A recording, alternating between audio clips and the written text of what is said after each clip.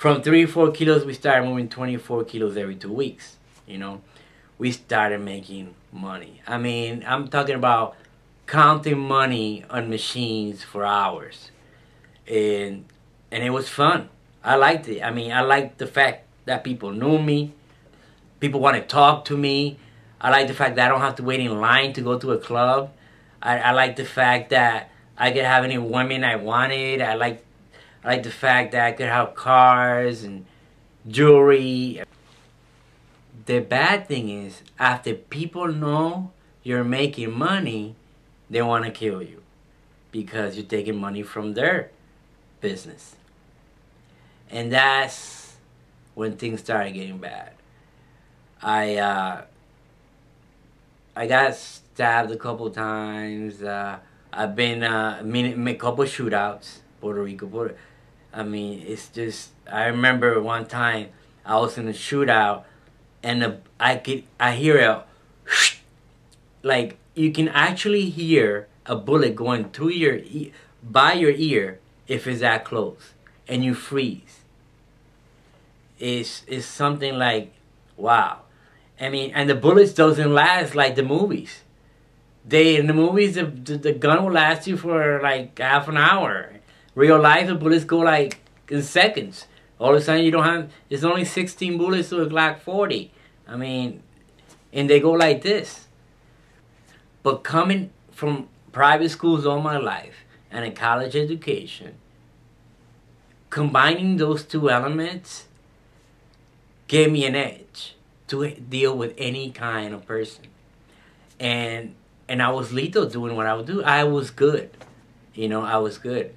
I remember if he wanted to deal with prices, he would fly me and he goes, no, let the Bambino is, like, he put a name on me, Bambino. I don't know why, and that's why everybody called me.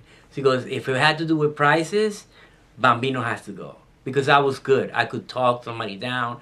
I could make them see what I wanted and how it can be beneficial to you for you to give me at that price. How we can both benefit. Now, through all this, I prayed.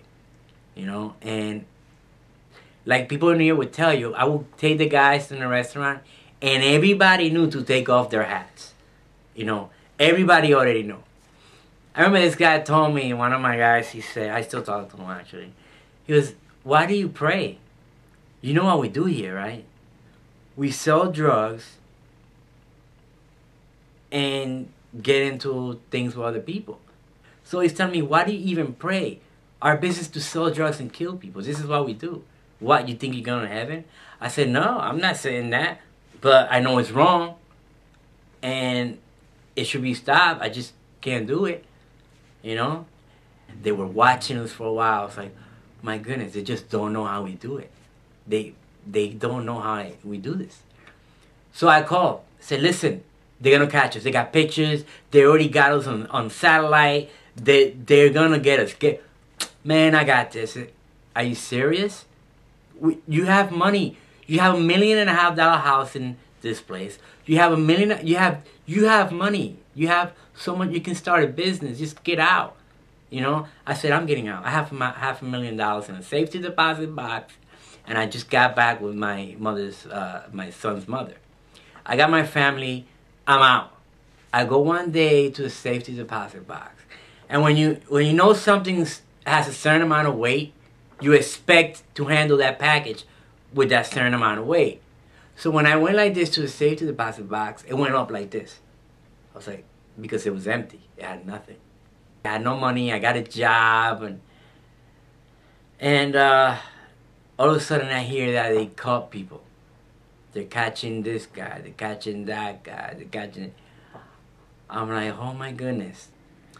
So I had a friend that's a good friend still right now that told me, listen, word is they're gonna kill you. Why would this guy kill me? I have nothing. I was like his brother. He's making a lot of money because of me. Why is he, you know, I don't know, he's there. I said, well, whatever. I don't know where my uncle calls me. My uncle calls me he goes, Anthony, why don't you stop this life? They're gonna kill you, man. You're gonna end up dead or in jail for the rest of your life. And I was just sad. I was down. I had nowhere to go. I had a stash house that I was paid. It was paid for quite a few, so I could stay there. But it was a stash house. It was like a room. Like I wasn't used to that. But I said to my uncle, you know what? Let me think about it. Let me think about it. One time I went to get a couple of bags of heroin in this projects, and there was a guy that takes the money, and the other one that gives you the drugs. He goes, well, where's the money for the 2 bags? I gave you $100 bill. You didn't give me anything. I gave it to the guy that takes the money. No, and he took out a gun to kill me. I said, whoa, what are you doing? He goes, sorry, man, you gotta die. And all of a sudden, this guy comes out of nowhere. He goes, no, I know him. I don't know this guy. I said, yeah, I know him. No, I'll pay for him. And I know the rules. You have to get the guy, you have to get the big dog, and he has to settle this. That's the rule. Because in Puerto Rico, it's different. And it's kind of organized over there. So the guy comes and he says to me, what happened? I told him what happened. I said to him, I said, listen, man, I just want to get it. Okay, don't worry about it. Here's 2 bags and here's $100. Sorry about the trouble. I said, all right, let me just give, what's the guy? He goes, what guy? I said, the guy that was here that say he knew me. He goes, what are you talking about? You're that high? And sometimes I think I'm crazy, that maybe I was high. But I'm telling you that there was a guy that said, no, I know him. You know the rules. He was there. I know. I'm not crazy. He was there. You know, I've gotten high so many times. I know what I see. But they don't remember him. And that did not let me sleep for like a week. I said, God, did you send an angel to save my life? Because if I tell you the many times that I should be dead, I mean, stabbing, shooting, I've been kidnapped and burned here with cigarettes so I can talk, and I got out of that, and they were gonna kill me. So I said, Lord, maybe there's something, there's a purpose for me. Get me out of this. Get me out of this life. And I started praying a lot more, and I started feeling guilty of the things that I did. What am I doing? How many people I'm killing?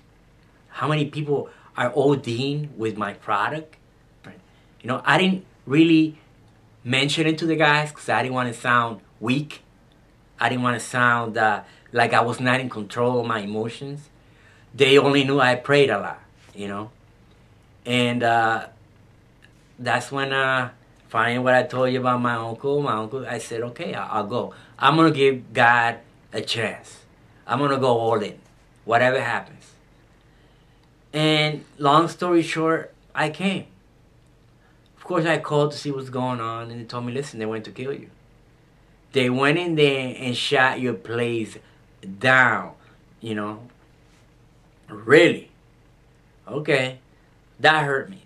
I mean, it's not like I grew up with the guy, but when you do a lot of things with the guy, you do things that he knows, and you know they can send you to jail for a long time, and you don't say anything. It builds like a trust and a relationship, and I know his family, and we went out together, and we did things, and I trusted him. You know, I just felt hurt that he would want to kill me.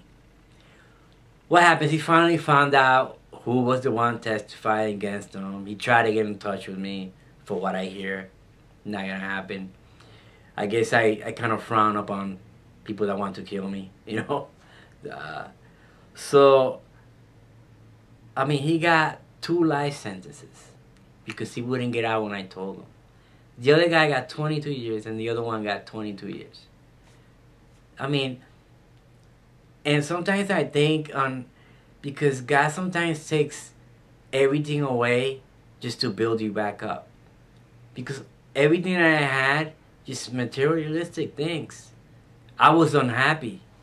I was so unhappy. I've never smiled. They would tell you, Anthony never smiles. I mean, Bambino, he just doesn't smile. And over here, I smile all the time. And I'm graduating in May with a clinical psychology bachelor's. Going to doing my master's in September. I start my master's right away. Hope to be a doctor in a few years. I've talked in front of the army, in front of churches. Professors asked me to tell my story in front of classes. And in the beginning, I felt like I was unworthy of this because who am I, you know? And, you know, of course I read the Bible and I read about Jesus and how he connected, you know, with the tax collector, the prostitute, the people that were just like me, you know, and I'm never gonna be worthy of him, but I can try to help somebody. How great the love of Jesus Christ.